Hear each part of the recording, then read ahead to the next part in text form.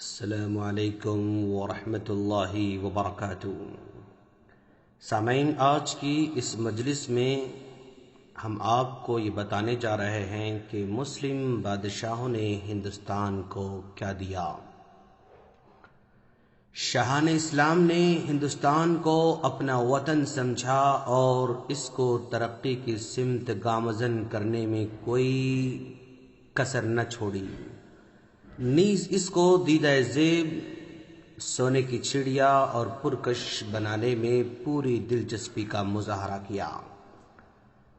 مسلمان اگرچہ ہندوستان میں فاتح کے حیثیت سے آئے، لیکن اجنبی حکمرانوں کی طرح انہوں نے اس کو محض تجارت کی منڈی اور حصول دولت کا ذریعہ نہیں سمجھا، بلکہ اس کو اپنا وطن بنا کر یہیں پر رچ بس گئے اور مرنے کے بعد بھی اس کی خاک کے پابند ہوئے، اس لیے کہ انہوں نے حکومت و سیاست، علم و فن، صنعت و حرفت، زراعت و تجارت، تہذیب و معاشرت، ہر حیثیت سے اس کو ترقی عطا کی۔ یہی وجہ ہے کہ شہنشاہان اسلام نے مختلف مقامات پر تعلیمی ادارے قائم کیے، رفاہ عام کا مکمل نظم و نسق کیا، پھر ڈاک کی راہیں ہموار کیں، مختلف الانواع روزمرہ نیز سردیوں کے کپڑوں کے بے شمار کارخانے بنوائے، تجارت و زراعت کا صحیح زاویہ سکھایا، متمدن ممالک کے اتصال کا سامان مہیا کیا، نیز صنعت و حرفت کو بام عروج تک پہنچایا۔ یہاں کے باشندے ہمیشہ سے نہایت سادہ لباس پہنتے تھے۔ اکبر نے دلی، لاہور، آگرہ، شیخ پور، احمد آباد اور گجرات میں کپڑے کے بڑے بڑے کارخانے جاری کیے، اور یہی نہیں بلکہ ایران، افغانستان اور چین سے کاریگر بنوا کر ہر قسم کے قیمتی کپڑے تیار کرائے۔ اسی طرح اہل ہند کی زندگی کو خوشگوار بنانے کے لیے جن خوراک کی بھی ضرورت پڑی، خواہ باطنی ہو یا ظاہری، مسلم حکمرانوں نے اس کو بہم پہنچایا۔ جواہر لال نہرو اپنی کتاب تلاش ہند میں ہندوستانی سماج، ہندوستانی فکر اور ہندوستان کی تمدن و ثقافت پر مسلمانوں کے ناقابل فراموش گہرے اثرات کا اعتراف کرنے پر مجبور ہیں۔ وہ کہتے ہیں، ہندوستان میں اسلام کی اور ان مختلف قوموں کی آمد نے جو اپنے ساتھ نئے خیالات اور زندگی کے مختلف طرز لے کر آئے، یہاں کے عقائد اور یہاں کی حیات اجتماعی کو متاثر کیا۔ بیرونی فتح خواہ کچھ بھی برائیاں لے کر آئے، اس کا ایک فائدہ ضرور ہوتا ہے، یہ عوام کے ذہنی افق میں وسعت پیدا کر دیتی ہے اور انہیں مجبور کر دیتی ہے کہ وہ اپنے ذہنی حصار سے باہر نکلیں اور یہ سمجھنے لگتے ہیں کہ دنیا میں اس سے کہیں زیادہ اور بھی کچھ چیزیں ہیں۔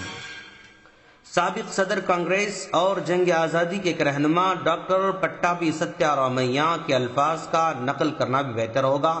مسلمانوں نے ہمارے کلچر کو مالا مال کیا اور ہمارے نظم و نسق کو مستحکم اور مضبوط بنایا، نیز وہ ملک کے دور دراز حصوں کو ایک دوسرے کے قریب لانے میں کامیاب ہوئے۔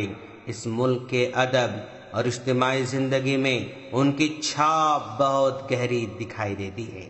ہمارے بعض اہل وطن کی نگاہ میں تمام مسلم حکمرانوں میں سب سے بڑا مجرم سلطان اورنگزیب ہے، اور اس پر عائد تمام جرائم میں سے سب سے بڑا جرم ہندوؤں کے ساتھ تشدد اور ان کے منادر کو منہدم کر کے مساجد کی تعمیر کا الزام ہے۔ لیکن اس خود ساختہ الزام کا حقیقت سے کس قدر تعلق ہے، ہر وسیع النظر مورخ اس کے صحیح نتیجے تک بڑی آسانی سے پہنچ سکتا ہے۔ عالمگیر نے ان مندروں کو نشانہ بنایا جہاں باغی چھپ کر بیٹھ جاتے تھے، مندروں میں ہتھیار جمع کرتے تھے اور عالمگیر کو نقصان پہنچاتے تھے۔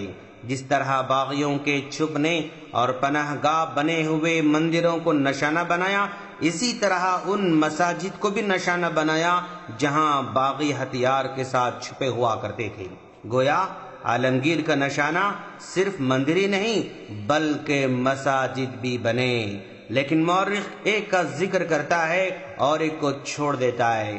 اگر ایک طرف عالمگیر کے ہاتھوں متھرا بنارس کے مندروں کو ظاہری طور پر نقصان پہنچا تو دوسری طرف اسی نے بیجاپور کے جامع مسجد کو بھی زمین سے ملوا دیا، نیز گولکنڈا کی مسجدیں بھی اس کی زد میں آ گئیں۔ اس بات کی گواہی ایک منصف مزاج ہندو مورخ بی این پانڈے کی تحریر میں دیکھی جا سکتی ہے۔ وہ تحریر کرتے ہیں یہ بات بالکل غلط ہے کہ متھرا اور بنارس کی یا کہیں اور دوسری جگہ کے منادر کو توڑ کر مسجدیں تعمیر کی۔ اور جناب پانڈے آگے مزید لکھتے ہیں کہ مہاکال مندر اجین، بالاجی مندر چترکوٹ، کاماکھیا مندر گوہاٹی، جین مندر گرونار اور گرودوارا رام رائے دہرادون وغیرہ کو عالمگیر نے جاگیر عطا کی اور اس دعا کی ہدایت کی کہ اس کے خاندان میں تا قیامت حکومت بنی رہے۔ اب غور کریں، اگر عالمگیر مندروں کو منہدم کرنے والا ہوتا تو کیا مندروں کو جاگیر بھی دے سکتا تھا؟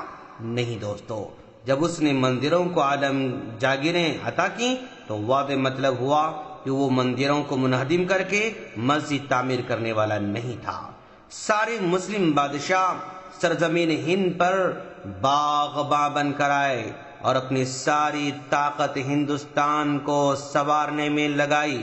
انگریز اپنے دور حکومت میں ساری دولت انگلستان منتقل کرتے رہے، لیکن کسی مسلم بادشاہ نے یہاں کی دولت کسی جگہ منتقل نہیں کی، یہاں کی ساری دولت یہیں پر استعمال کی، اپنی ساری صلاحیتیں یہیں پر لگائیں، بڑی بڑی یادگار عمارتیں دیں، بڑے بڑے قلعے دیے، یونیورسٹیاں دیں، ہسپتال دیے اور بڑے بڑے پانی کے ساگر بھی دیے۔ خلاصہ یہ ہے کہ آج اگر ہم تعصب، نفرت، فرقہ واریت کی ہلاکت خیز بیماری سے نجات چاہتے ہیں اور ہندو مسلم ایکتا قائم کرنے کے خواہاں ہیں تو ہمیں یورپ کی مکاری، جھوٹ کے جال سے اپنی نگاہوں کو موڑ کر حق و انصاف کی صحیح کسوٹی اختیار کرنا ہوگا۔ تعصب سے بالا تر ہو کر نیو جنریشن کے سامنے اپنے ملک و وطن کی صحیح تاریخ پیش کرنا ہوگا۔ ہمارے اصل دشمن جو ہمیں باہم لڑانا چاہتے ہیں ان کو منہ کی کھانی پڑے، اور جس طرح ہم پہلے سے ایک ساتھ مل کر رہے ہیں اور ایک ساتھ مل کر رہیں گے۔ اس ملک کی تاریخ میں ہندو مسلم دونوں کا ہاتھ ہے، دونوں مل کر ہی اس ملک کو اور آگے لے جا سکتے ہیں۔ جو لوگ ہندو مسلم کو لڑانا چاہتے ہیں، نفرت کی آگ اگلتے ہیں، حقیقت میں وہی لوگ دیش دروہی ہیں دوستو، کیونکہ ہندو مسلم کو لڑانے سے اس ملک کی ترقی ممکن بالکل نہیں ہے۔